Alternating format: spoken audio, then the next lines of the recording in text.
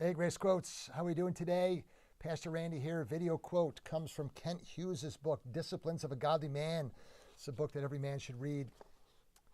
Quote on page 75, "It is impossible for any Christian who spends the bulk of his evenings month after month, week upon week, day in and day out watching the major TV networks or contemporary videos to have a Christian mind. This is always true of all Christians in every situation. A biblical mental program cannot coexist with worldly programming." Recently, I shared a silly story with our church. My wife bought me some spinach to eat, and I enjoy spinach, and I tried to pass some off on my teenage daughters, and they gave me some very strange looks, as that was something gross that they weren't about to put in their stomach. So what I tried to do to appeal to their senses, to get them more interested to eat their spinach, was I referred Popeye the Sailor Man. And we all know the story of Popeye the Sailor Man. Popeye's in trouble, he eats his spinach, and he saves the day. And it was met with blank stares. But as a kid, I loved Popeye. I actually thought that the show was real. The media got me to believe that Popeye was a real, true figure. And I really believed in all my heart that this spinach stuff truly works.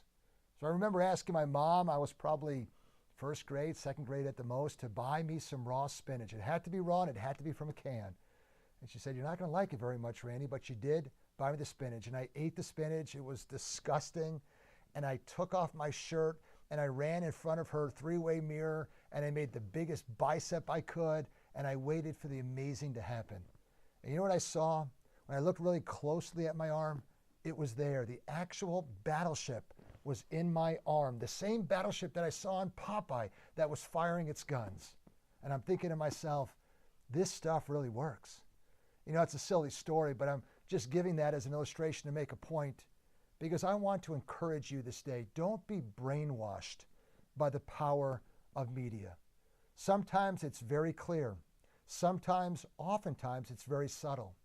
But there's no way, as Ken Hughes says, that we can absorb everything we see on television or in the medias and still pursue our greatest desire, and that is to develop a Christian mind.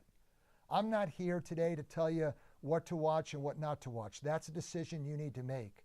But I am here to tell you to just be very, very careful at the messages that are sent your way. Examine everything that you see and hear with Scripture. Reject the bad and hold fast to the truth. God bless you. Thanks so much for watching.